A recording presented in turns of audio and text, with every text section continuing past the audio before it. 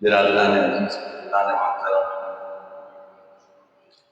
آج 14 اگست ہے اور ملک کا ہر شخص، ہر شہری وطن کی آزادی پر خوشی منا رہا ہے۔ یہ اچھی بات ہے۔ اللہ تعالیٰ نے ہمیں آزادی بھی عطا فرمائی اور اللہ نے ہمیں یہ پیارا وطن بھی عطا فرمایا۔ دیکھیے، دو الگ الگ چیزیں ہیں اور دونوں اللہ تعالیٰ کی عظیم نعمت ہے۔ ایک آزادی کی دولت اور ایک وطن کی دولت، یہ دونوں اللہ رب العزت کی مستقل نعمتیں ہیں۔ اگر انسان آزاد نہ ہو، جو اس کا فطری پیدائشی حق ہے، تو کس طرح گھٹن کی زندگی کو گزارتا ہے، شاید مجھے اور آپ کو اس کا اندازہ نہیں۔ ہم ایک آزاد ملک میں پیدا ہوئے، آزاد وطن میں پیدا ہوئے، ہمیں اس کا اندازہ نہیں ہے کہ جبر اور مقبولیت کیا ہوتا ہے۔ آج تھوڑا بہت جبر کہیں نظر آتا ہے تو ہم اس کو بھی بہت کچھ سمجھتے ہیں، لیکن حقیقی جبر آپ نے دیکھا نہیں۔ آپ ان ملکوں کو دیکھیں، ان شہروں کو دیکھیں جو اس جبر کا شکار ہے، تو آپ کو اندازہ ہوگا کہ جبر کیا ہوتا ہے۔ آپ ہندوستان کے مسلمانوں سے پوچھیں کہ آزادی کیا ہوتی ہے، آپ کشمیر کے لوگوں سے پوچھیں کہ آزادی کیا ہوتی ہے، آپ برما کے لوگوں سے، رنگپور کے لوگوں سے، ارکان کے لوگوں سے پوچھیں کہ آزادی کیا ہوتی ہے، آپ فلسطین کے لوگوں سے پوچھیں کہ آزادی کیا ہوتی ہے، جنہوں نے صرف غزہ میں لاکھوں شہادتیں پیش کی، اور کس لیے پیش کی؟ آزادی کے لیے پیش کی۔ ہمارے آباء و اجداد نے اس آزادی کے لیے جو قربانیاں دی ہیں، حقیقی معنوں میں اس کی قدر وہی جانتے ہیں، میں اور آپ نہیں جانتے۔ ہندوستان کا مسلمان آج کس گھٹن میں زندگی گزار رہا ہے، آپ کو اس کا اندازہ نہیں ہے۔ ہمارے جو عزیز وہاں رہتے ہیں، آپ کے بھی رہتے ہوں گے، آپ ذرا پوچھیے اس سے۔ ہر وقت ایک خوف ہے، کبھی بھی کوئی بھی یہ دعویٰ کر سکتا ہے کہ تمہارے گھر کے نیچے 16 فٹ نیچے کوئی مورتی ہوا کرتی ہے، اب بچائیے اپنا گھر۔ دارالعلوم دیوبند 1863 یا 65 میں قائم ہوا، 1863 یا 65۔ آج ہندو یہ دعویٰ کر رہے ہیں کہ دارالعلوم دیوبند جس جگہ قائم ہوا 12 فٹ نیچے جو ہے وہ ہمارا کوئی، ان کی کوئی مورتی ہے، کوئی مندر ہے، وہ وہاں پہ ہوا کرتا۔ چنانچہ دارالعلوم دیوبند گرا کر وہ منکر تلاش کیا۔ بابری مسجد میں یہی دعویٰ کیا کہ اس کی جڑوں میں، اس کے نیچے ہمارا کوئی مندر ہوا کرتا، بابری مسجد گرا۔ جواہر لال مولانا محمد Ali Jauhar university U P میں، اس کے 40 عمارتیں یونیورسٹی کی بن گئی۔ مولانا محمد علی جوہر ٹرسٹ کے تحت یونیورسٹی قائم ہوئی، 40 عمارتیں بن گئی، پڑھائی شروع ہو گئی۔ آج یہ دعویٰ ہے کہ 40 میں سے 38 عمارتیں غیر قانونی ہیں، 38 عمارتیں گراؤں۔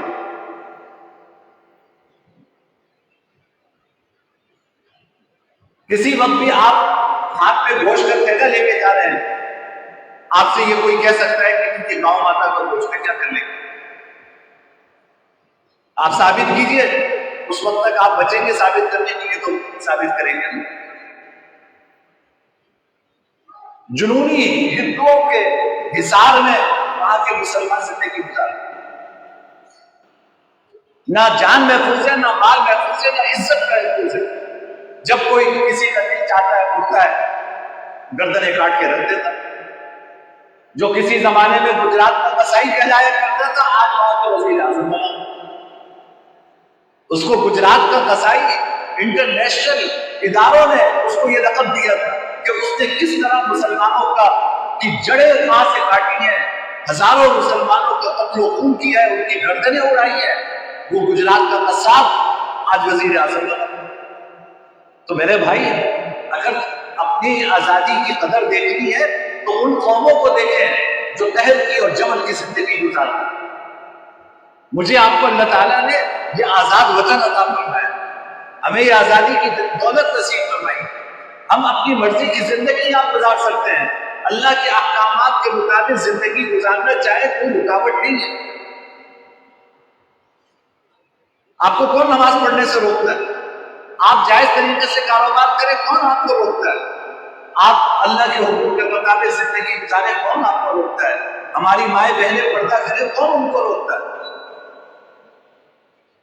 جس طرح چاہے زندگی گزارے، قانون کے مطابق، آپ کے لیے کوئی رکاوٹ نہیں ہے۔ میں اور آپ ریلیاں نکال کر، جلسے کر کے، اپنے دلوں کی بھڑاس لاؤڈ سپیکر پہ نکال کے کیا کچھ کہتے ہیں، آپ دوسری جگہ کہہ کر دکھائیں۔ ہم تو جو موضوع سمجھ میں آتا ہے تو اللہ کا خوف دل میں رکھ کے وہ بیان کرتے ہیں۔ بہت سی جگہوں پر سرکار کی طرف سے آپ کو تقریر ملتی ہے لکھی ہوئی، آپ ان نکات کے اوپر بات کر سکتے ہیں، اس سے ہٹ کر کوئی بات نہیں کر سکتے۔ یہ آزادی انسان کا فطری تقاضا ہے۔ حضرت موسیٰ علیہ السلام کو اللہ تعالیٰ نے بنی اسرائیل کی آزادی کے لیے بھیجا تھا۔ پہلا ان کا کام، جو ان کی ذمہ داری تھی، وہ یہ تھی کہ فرعون نے بنی اسرائیل کو اپنا غلام بنایا، نسل در نسل وہ غلام چلے آ رہے ہیں۔ تو حضرت موسیٰ علیہ السلام اور ان کے ساتھ ہارون علیہ السلام کو بھیجا کہ جا کے کہو ارسل معنا بنی اسرائیل، بنی اسرائیل کو تم آزادی دو، ہم اپنے وطن چلے جائیں گے، ہمیں یہاں نہیں رہنا ہے، ہمیں آزادی چاہیے، ہم اپنے وطن جائیں گے۔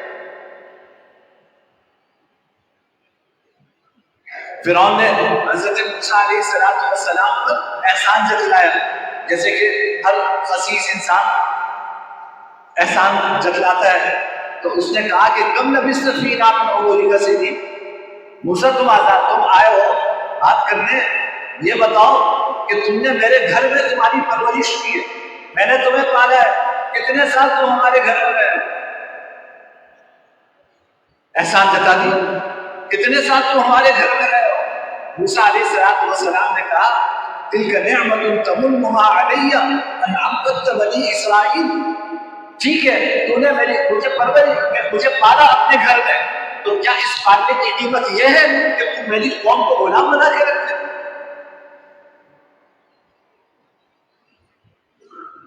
میری پرورش کی تو کیا اس کی قیمت یہ ہے کہ تم میری قوم کو غلام بنا کے رکھے؟ میں اپنی قوم کی غلامی نہیں پسند کرتا، ہمیں رہائی چاہیے، ہمیں آزادی چاہیے۔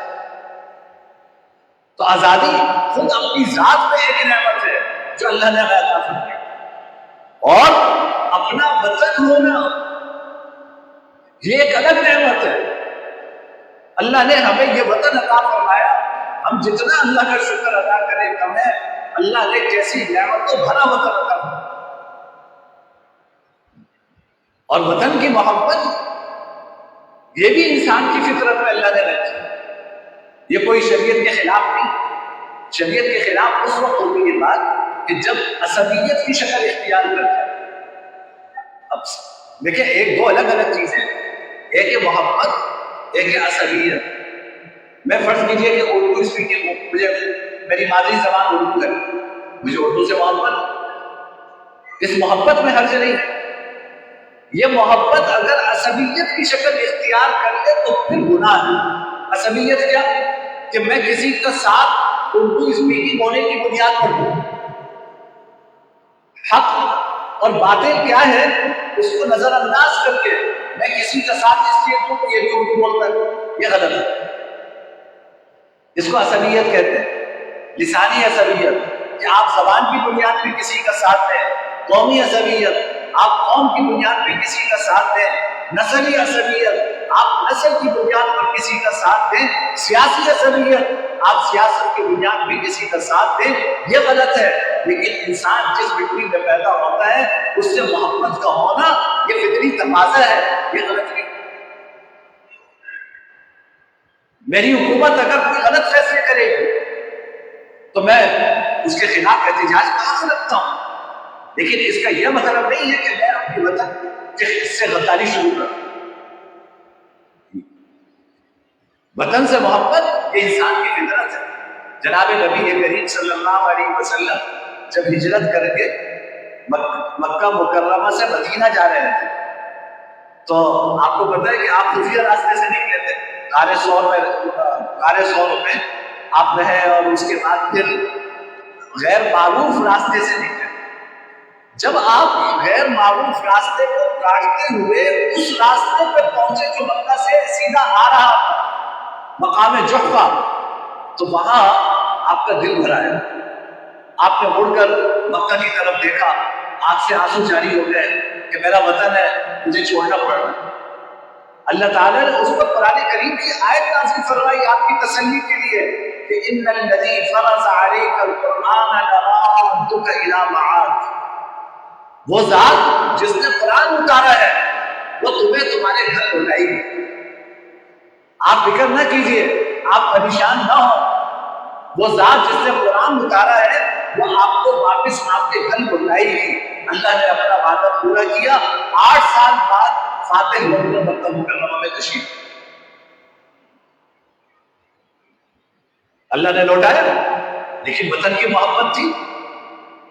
اور حدیث میں آتا ہے کہ جب مسلمان مکہ مکرمہ سے ہجرت کر کے مدینہ منورہ گئے تو مدینہ منورہ کی آب و ہوا وبائی تھی۔ جو لوگ وہاں کے مقامی نہیں ہوتے تھے ان کو وہ آب و ہوا راس نہیں آتی، ان کو آب و ہوا راس نہیں آتی۔ جب آپ وہاں مہاجرین پہنچے تو حضرت ابو بکر صدیق اور حضرت بلال رضی اللہ عنہ دونوں کو بخار ہو گیا، دوائی بخار کا مدینہ تھا اور بڑی شدت کا بخار۔ صحیح بخاری میں حضرت ابو بکر صدیق کے اشعار آتے ہیں کہ اس بیماری کی حالت میں مکہ یاد کرتے تھے، الا الحبیب الا الحبیب لیلۃ، کیا ایسا وقت آئے گا کہ میں ایسی وادی میں رات گزاروں جہاں فلاں فلاں قسم کی گھاس ہے، فلاں فلاں پہاڑ ہے، تو کیا ایسا وقت آئے گا کہ میں اپنے اصل وطن میں رات گزاروں؟ تو بخار تھا، تکلیف تھی، روتے رہتے تھے، یہ زبان پہ اشعار آتے تھے۔ یہی حال حضرت بلال کا تھا۔ حضرت عائشہ صدیقہ رضی اللہ تعالی عنہا نے جناب نبی کریم صلی اللہ علیہ وسلم سے ذکر کیا کہ ابا کی یہ صورتحال ہے، مکہ یاد کر رہے ہیں۔ تو جناب نبی کریم صلی اللہ علیہ وسلم نے دعا فرمائی، تب جا کے حالات تبدیل ہوئے۔ آپ نے دعا فرمائی کہ اللہم احبب الینا المدینہ کما احببت الینا مکہ، یا اللہ جیسے مکہ کو آپ نے ہمارے لیے محبوب بنایا ہے، آپ اسی طرح مدینہ کو ہمارے لیے محبوب بنا دیں۔ مکہ کی محبت ہے، وطن کی محبت ہے، یا اللہ اس مدینہ کو بھی ہمارے لیے محبوب بنا دے۔ اللہم احبب الینا المدینہ کما احببت الینا مکہ وشدہ، یا اللہ جتنی مکہ کی محبت آپ نے ہمارے دلوں میں رکھی ہے اس سے زیادہ مدینہ کی محبت ہمارے دلوں میں پیدا ہو۔ دوسری دعا فرمائی اللہم بارک لنا فی صاعھا ومدھا، یا اللہ مدینے کے سا اور مد یعنی پیمانوں میں برکت عطا فرما، یہاں رزق کی فراوانی عطا فرما۔ اور وہ جو وبائی مرض تھا اس کے لیے دعا فرمائی کہ وَنْقُلْ وَبَاءَهَا إِلَىٰ مَحْيَعَ، یا اللہ یہاں جو وبائی بیماریاں ہیں ان کو مہیعہ نامی جگہ پر منتقل فرماتے، وہاں یہودی رہتے ہیں۔ آپ نے فرمایا کہ یہاں کی وبائی بیماریاں آپ مہیعہ نامی جگہ پر منتقل فرماتے، یہاں سے وبائی امراض ختم کرتے۔ تو دعا فرمائی تو اللہ نے مدینہ کی محبت دلوں میں پیدا فرمائی، اور پھر ایسی پیدا ہوئی کہ حدیث میں آتا ہے کہ جب جناب نبی کریم صلی اللہ علیہ وسلم کسی سفر سے واپس آتے تھے اور دور سے مدینہ کی عمارتیں نظر آتی تھی تو آپ اپنی سواری تیز فرما دیا کرتے، جس سواری پہ سوار ہوتے تھے اس کو تیز کرتے تھے کہ کسی طرح میں اپنے وطن پہنچ۔ تو یہ وطن کی محبت یا عصبیت نہیں ہے، یہ انسانی فطرت کا تقاضا ہے۔ تو اس لیے آج بہت سے لوگ ہم جب یوم آزادی مناتے ہیں، اپنے وطن کی آزادی کا جشن مناتے ہیں، پرچم لہراتے ہیں، تو کہتے ہیں کہ جی یہ تو عصبیت ہے، اسلام میں عصبیت نہیں۔ میں نے آپ کو فرق بتایا کہ عصبیت الگ چیز ہے، محبت الگ چیز ہے۔ عصبیت کا مطلب یہ ہے کہ آپ حق کو چھوڑ کر صرف وطن کی بنیاد پر، زبان کی بنیاد پر کسی کے ساتھ دو لوگ لڑ رہے ہیں۔ اب بھائی یہ دونوں لڑ تو رہے ہیں، یہ حق پر ہے یہ باطل پر ہے۔ آپ پوچھتے اچھا تم اردو بولنے والے ہو؟ جی اردو بولنے والا ہوں، جی میں تو اس کے ساتھ، یہ غلط ہے۔ زبان کی بنیاد پر آپ کسی کا ساتھ دے رہے ہیں، قوم کی بنیاد پہ کسی کا ساتھ دے رہے ہیں، نسل کی بنیاد پہ کسی کا ساتھ دے رہے ہیں، قطع نظر اس کے کہ صحیح کیا ہے غلط کیا ہے، یہ عصبیت کہلاتی ہے اور یہ ناجائز ہے اسلام۔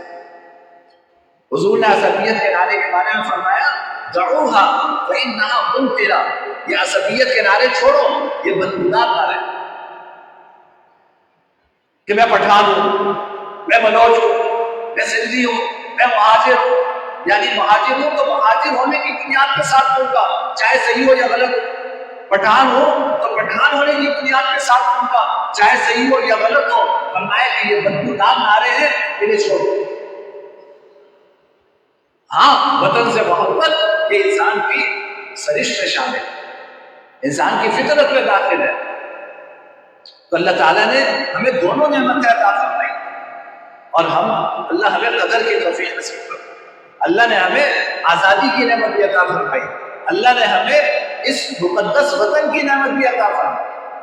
یہ دونوں اللہ کی نعمتیں ہیں اور ہمارے پاس امانت ہے، اور اس امانت کا تقاضا یہ ہے کہ ہم اس نعمت کی ناقدری نہ کریں، اللہ تعالیٰ کا ایک تو شکر ادا کریں، اللہ تعالیٰ کا شکر ادا کریں کہ اللہ تو نے ہمیں آزاد فضاؤں میں رکھا ہے، آزاد فضاؤں میں پیدا کیا، ہمیں یہ پیارا وطن عطا فرمایا ہے، اس پہ اللہ کا شکر ادا کریں۔ قرآن کریم میں سورہ نحل میں باری تعالیٰ فرماتے ہیں وَضَرَبَ اللَّهُ مَثَلًا قَرْيَةً كَانَتْ آمِنَةً مُطْمَئِنَّةً يَأْتِيهَا رِزْقُهَا رَغَدًا مِنْ كُلِّ مَكَانٍ۔ اللہ تمہیں ایک مثال دیتے ہیں کہ ایک بستی تھی اور امن و امان تھا، ہر طرف سے رزق کی فراوانی تھی، فَكَفَرَتْ بِأَنْعُمِ اللَّهِ، انہوں نے اللہ کی نعمت کی ناشکری کی، فَأَذَاقَهُمُ اللَّهُ لِبَاسَ الْجُوعِ وَالْخَوْفِ، اللہ تعالیٰ نے خوف کا لباس پہنا دیا، اللہ نے بھوک کا لباس پہنا دیا۔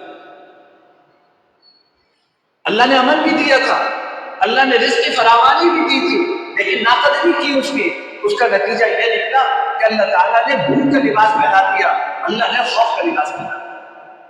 تو بھائی اللہ کا شکر ادا کریں کہ اللہ نے یہ وطن دیا، اس کی ناقدری نہ کریں۔ یہ جو کچھ سیاستدان ہیں جن کی حرکتیں میں اور آپ جتنا سنتے ہیں سناتے ہیں، یہ ان کی ذاتی حرکت ہے، خدا نہ خواستہ اس کا یہ مطلب نہیں ہے کہ پاکستان بنا غلط تھا۔ بھائی دیکھو ابا گھر بنا کے گئے، عالی شان گھر بنایا آپ کے لیے، 4 بھائی ہیں، 1000 گز کا بنگلہ بنا کر کے دارالسلام میں، ابا دنیا سے رخصت ہو گئے، اب یہ چاروں بھائی آپس میں باہم دستوں کے لیے بات، وہ اس سے لڑ رہا ہے وہ اس سے لڑ رہا ہے، کبھی کسی کی بیوی کسی کو اس سے لڑ رہی ہے، کبھی کیا ہو رہا ہے کبھی کیا ہو رہا ہے۔ اب کہتے ہیں کہ ابا کیا مصیبت چھوڑ گئے گا ہمارے لیے؟ ابا تو مصیبت نہیں چھوڑ کے گئے تھے، ابا نے تو اپنی جمع پونجی اپنے خون پسینے کی کمائی سے تمہارے لیے 1000 گز کا بنگلہ بنایا کہ میرے بچے سکون سے رہیں۔ یہ تمہاری حرکتیں ہیں کہ تم آپس میں لڑ رہے ہو جھگڑ رہے ہو، ابا کا کیا قصور ہے؟ تمہیں تو شکر گزار ہونا چاہیے کہ تم در بدر پھر نہیں گئے، باپ تمہارے لیے اپنی محنت کی کمائی سے گھر کھڑا کر کے دے رہا ہے، ورنہ تم در بدر پھر رہے ہو۔ تو جن ہمارے آباء و اجداد نے، جن بزرگوں نے یہ وطن بنایا ہے، ہمیں تو ان کا شکر گزار ہونا چاہیے کہ انہوں نے اپنی جانوں کی قربانی دی، اپنے گھر بار کی قربانی دی اور قربانی دے کر یہ وطن حاصل کیا۔ آج اگر کچھ حکمران ہیں اچھے لوگ بھی ہیں الحمدللہ، اور زیادہ تر اچھے لوگ ہیں. یہ اکا دکا کچھ لوگ مفاد پرست جو ہمارے سروں پہ مسلط ہو گئے ہیں، جو اپنے علاوہ کسی کا سوچتے نہیں ہیں، یہ ان کی غلطیاں ہیں. ان کی غلطیوں کی وجہ سے اس وطن کی ناقدری کرنا یہ غلط ہے. ہم میں سے ہر ایک اپنی ذاتی وسعت کی حد تک اس کو اس وطن کی خدمت کا سوچنا چاہیے. اس وطن نے ہمیں بہت خوش کیا ہے، یہ آزادی دی ہے، سکون کے ساتھ یہاں رہ رہے ہیں. لیکن سوچنے کی بات یہ ہے کہ ہم اس کو کیا دے رہے ہیں، ہم اس کو کیا دے رہے ہیں. ہم ہر وقت اس کی برائی بیان کرتے ہیں. جہاں کوئی وقت محفل ہو، پاکستان ایسا، پاکستان ایسا، پاکستان ایسا. خاص طور پہ میرے جو دوست باہر رہتے ہیں، زبان پر یہی پاکستان ایسا تھا، پاکستان ایسا تھا. شاپنگ کرنی ہوتی ہے تو چلو پاکستان سے آتے ہوئے سمجھے جاتے، رہتے وہاں ہیں، گاتے وہاں پہ، برائیاں ہماری ہوتی ہیں. دانت پہ درد ہو، علاج کہاں کروانا ہے؟ پاکستان جائیں گے نا اماں سے ملنے، تو ایک یا دو دانتوں کا علاج کروا کے آئیں گے. وجہ یہ ہے کہ 10,000 میں کام ہو جائے گا، 20,000 میں کام ہوگا. یہاں تو ہزاروں ڈالر لگیں گے، اس میں بھی کام نہیں ہوگا. کوئی آتا جاتا ہے، کپڑے وہاں سے لے آنا، بلا چیز وہاں سے لے آنا، چیزیں یہاں سے جاتی ہیں اور گل وہاں کے گھر. اس وطن نے تمہیں شناخت کی، تعلیم تم نے یہاں حاصل کی، پڑھا لکھا یہاں پر ہے. انہوں نے تمہیں وہاں پہ پالش کر کے تمہیں اپنا گرمیدہ بنا لیا. تو میرے بھائی سوچنے کی بات یہ ہے کہ اس وطن نے تو ہمیں سب کچھ دیا، ہم اس کے لیے کیا کریں؟ اس وطن کا سوچا کریں. جس طرح کوئی شخص اپنی وسعت کی حد تک اس کی جو خدمت کر سکتا ہے، اس کو اس میں کوئی کوتاہی نہیں کرنی چاہیے. آپ ایک فیکٹری لگا رہے ہیں، آپ کے پاس ایک راستہ، آپ نے ساری کیلکولیشن کی، ساری چیزیں دیکھی. دیکھنے کے بعد آپ کو اندازہ یہ ہوا کہ یار اگر میں یہاں پہ فیکٹری، ایک ملک کی ضرورت ہے، ملک کی ضرورت ہے. آپ کو اس ضرورت کو سامنے رکھ کر یہ ساری اپنی کیلکولیشن کی، سامنے آیا کہ یار اگر یہاں پہ فیکٹری لگاتا ہوں نا تو 100 روپے اگر لگاؤں گا تو مجھے 20 روپے بچیں گے. ایک راستہ یہ تھا. دوسرا راستہ آپ کے سامنے یہ کہ یار یہی چیز باہر سے میں امپورٹ کر لوں، چائنا سے فلاں سے فلاں جگہ سے امپورٹ کر لوں تو 30 روپے بچیں گے. تو میرے بھائی ہم یہ دیکھتے ہیں کہ بچت کہاں ہے. کاش کہ کوئی یہ دیکھے کہ بے شک 20 روپے بچیں گے، لیکن میں فیکٹری یہاں لگاؤں گا تو میرا زر مبادلہ باہر نہیں جائے گا، میرے ملک کے شہریوں کو روزگار میسر آئے گا، مقامی مصنوعات تیار ہوں گی. تو ٹھیک ہے 30 کے بجائے 20 روپے بچے، میں اپنے وطن کو ترجیح دوں. یہ کیوں نہیں سوچتے ہیں؟ دیکھو برابر میں انڈس ہاسپٹل ہے، ہم اس کے پڑوسی ہیں، اس کا سب سے زیادہ حق ہمارے اوپر. آپ روڈ کراس کریں انڈس ہاسپٹل، یہ بھی تو کسی نے اس وطن کے لیے کیا ہے.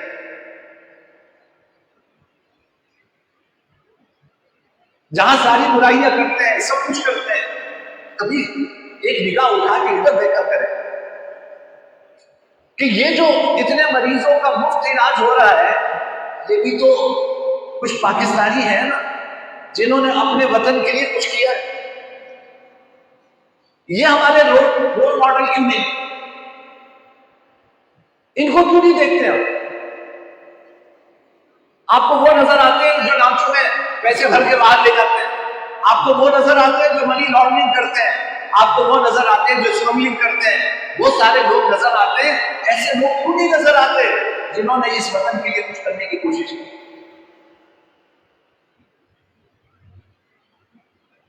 ہزاروں لوگوں کا علاج ہو رہا ہے، اور اللہ کے نیک بندے جو سارے اتنا بڑا انفراسٹرکچر کھڑا کرنا کسی کے بس کی بات نہیں. یہ اللہ تعالیٰ کا شکر ہے، اللہ کی توفیق ہے. اللہ کے بندوں نے علم اٹھایا, اللہ نے ان کی مدد کی, آج اتنا بڑا پروجیکٹ آپ کے سامنے کھڑا ہے, ہزاروں لوگ فائدہ اٹھا رہے ہیں. یہ بھی تو اس وطن کی خدمت ہے. SIUT آپ دیکھیں, وہ اللہ نے ایسے لوگوں کو کھڑا کیا, انہوں نے وہ بنا دی. تو یہ اندھیرے میں کچھ کہیں کہیں امید کی کرن بھی نظر آتی ہے, یہ کہیں کچھ چراغ, جلتے چراغ بھی نظر آتے ہیں. یہ لوگ ہمارے رول ماڈل ہیں. آج ہماری یونیورسٹیاں کسی پیمانے پہ پوری نہیں اترتی. دنیا کی ٹاپ 500 یونیورسٹیاں دیکھ لیں, آپ کی یونیورسٹیوں کا کوئی اتا پتہ نہیں. لیکن کچھ اللہ کے بندے وہ بھی تھے کہ جنہوں نے جب یہ ملک بنا تو یہاں پر ایسے مدارس کی بنیاد ڈالی. آج دنیا اپنے بچوں کو ان مدارس میں دین سیکھنے کے لیے بھیجنا فخر محسوس کرتی. جس طرح یہ علاج بغیر کسی فیس کے ہے, اس طرح وہ تعلیم بھی بغیر کسی فیس کے, وہ بھی تو کوئی کر رہا ہے. آج کیا آپ کو یونیورسٹی میں امریکہ سے آئے گا کوئی پڑھنا؟ پاکستان میں 80 ممالک کے بچے ویزا لے کے آ کے پڑھ رہے ہیں, دینی تعلیم حاصل کر رہے ہیں. کوئی آئے گا یہاں پر ہماری یونیورسٹیوں میں؟ 80 ممالک کے بچے کراچی جیسے شہر میں آ کے پڑھ رہے ہیں. آپ ان کی میزبانی کر رہے ہیں, آپ کے مہمان ہیں 80 ممالک کے لوگ, اور وہ آ کے تعلیم حاصل کر رہے ہیں الحمدللہ. اور یہی دین کا پیغام دے کے پوری دنیا میں پھیلے ہوئے ہیں. اس دین کو, ایمان کو زندہ کیا ہوا ہے. اس کفرستان میں ایمان کا چراغ جلا, ایمان کی لو تھامے ہوئے. تو میرے بھائی, یہ کچھ امید کی کرن ہے. جہاں اندھیرا نظر آتا ہے وہاں یہ کچھ جلتے چراغ بھی نظر آتا ہے. ہمیں ان اداروں کو, ان افراد کو اپنا رول ماڈل بنانا ہے کہ کس طرح انہوں نے ہمارے اپنے وطن کی خدمت کی. کچھ نہیں کر سکتے, ایک درخت لگا دو میرے بھائی. راستے میں کچرا پڑا ہوا ہے تو کیا یہ راستے کا کچرا اگر حکومت نہیں اٹھاتی تو کیا ایک شہری ہونے کی حیثیت سے میری آپ کی ذمہ داری نہیں ہے کہ ہم راستہ صاف رکھیں, اپنے گھر کے آس پاس کا حصہ صاف رکھیں؟ یہ کیا ہماری ذمہ داری نہیں؟ اس سے کس نے روکا آپ اپنا گھر صاف کیجئے, اپنا گرد و پیش صاف رکھیے, درخت لگائیے, صنعتیں لگائیے, کارخانے لگائیے, اس نیت سے لگائیے کہ یہاں کے لوگوں کو روزگار میسر آئے گا اور میں اپنے وطن کی کسی طرح خدمت کر سکوں. ایک چھوٹی سی چیز لے کے بڑے کارخانے تک سب آپ کے اختیار میں, لیکن ہمت کرنے کی ضرورت ہے اور اس ملک کی قدر کرنے کی ضرورت ہے. ناشکری کے الفاظ اللہ کو پسند نہیں, ناقدری کے الفاظ اللہ کو پسند نہیں ہے. بہت بڑی دولت ہے جو اللہ نے آپ کو دی ہے. جب آپ دنیا گھومتے ہیں, دنیا دیکھتے ہیں, وہاں کے ماحول کو, وہاں کی معاشرت دیکھتے ہیں تو پھر آپ کو اندازہ ہوتا ہے کہ کتنی بڑی نعمت اللہ کے عطا ہے. اور آخری بات میری یہ ہے کہ جس کلمے کی بنیاد پر آپ نے یہ وطن کا خطہ حاصل کیا, اس پیغام کو یاد رکھیں. جب پاکستان بن رہا تھا تو کیا نعرے تھے کہ پاکستان کا مطلب کیا؟ لا الہ الا اللہ. ہم نے پاکستان اس لیے حاصل کیا تھا کہ یہاں پر اپنی اسلامی تہذیب اور ثقافت کے مطابق زندگی گزاریں گے. رہ تو وہاں بھی رہتے, الگ وطن کے لیے قائد اعظم نے تحریک کیوں چلائی؟ انہوں نے کہا کہ جی ہماری تہذیب الگ ہے, ہماری ثقافت الگ ہے, ہندوؤں کی تہذیب اور ثقافت الگ ہے, ہم ان کے ساتھ رہ کر محکومانہ زندگی نہیں گزار سکتے. ہم اپنے مذہب کے مطابق, اپنے دین کے مطابق, اپنی تہذیب اور اپنی ثقافت کے مطابق زندگی گزارنا چاہتے ہیں. وہ یہ مشن لے کر اٹھے تھے. تو اپنی تہذیب, اپنی ثقافت, اپنے تمدن پر فخر کیجیے. آزادی اس کا نام نہیں ہے کہ میوزک کے دھن پہ ناچے آپ. کسی نے ڈانس کرتے ہوئے پاکستان نہیں حاصل کیا. یہ جو بجا رہے ہیں نا باجے, یہ باجے بنا کے پاکستان حاصل کیا. لاکھوں لوگوں نے اپنا خون دیا. یہ کس کی ثقافت ہے؟ ناچ گانا, میوزک, ڈانس, موٹر سائیکل کے سلینسر نکال کے شور، کیا اس لیے پاکستان حاصل کیا تھا؟ یہ ثقافت ہے آپ کی، جہاں کوئی خوشی ملتی ہے ناچنا۔ وہ بھائی ناچنا کس کی ثقافت ہے؟ ہندوؤں کی ثقافت، ان کے مذہب میں ہے ناچنا، رقص ان کے مذہبی رسومات میں رقص داخل ہے، ہماری مذہبی رسومات میں تو رقص نہیں۔ پاکستان حاصل کیا، لاکھوں شہیدوں کا خون دیا اپنی تہذیب کے لیے، اپنی ثقافت کے لیے، اپنے تمدن کے لیے، اور ذہنی طور پہ غلام دوسروں کے بنے بیٹھے۔ آزادی کا جشن منانا ہے تو یہ دیکھتے ہندو کیسے مناتے ہوئے، کیسے ہم منائیں۔ انگریز شراب پیتے تو آپ ذرا اعداد و شمار دیکھیے کہ کتنی شرابیں پی جاتی ہیں۔ اللہ تعالیٰ ہم سب کی حفاظت فرمائے۔ یعنی اس پیغام کو اپنے سامنے رکھنا ہے کہ لاکھوں شہیدوں نے خون اس لیے دیا تھا کہ مسلمان اپنی تہذیب، اپنی ثقافت کے مطابق یہاں زندگی گزار سکیں۔ تو کیا ہم وہ گزار رہے ہیں؟ نہیں گزار رہے۔ جو ہمارے اختیار میں ہے وہ کر رہے ہیں یا نہیں کر رہے؟ دیکھیں حکومت کا کام، آپ حکومت کا کام چھوڑ دیجئے۔ مجھے اور آپ کو کس نے مجبور کیا ہے ناچنے پر؟ مجھے آپ کو کس نے مجبور کیا ہے موٹر سائیکل پہ شور بچاتے ہوئے گھومنے پر؟ یہ برابر میں اسپتال ہے، آپ سوچئے کہ جو شور شرابہ یہاں پہ ہمارا نوجوان کرتا ہے، اس اسپتال میں جو بیمار ہیں، جو مریض ہیں، سینکڑوں کی تعداد میں، ان پر کیا گزرتی ہو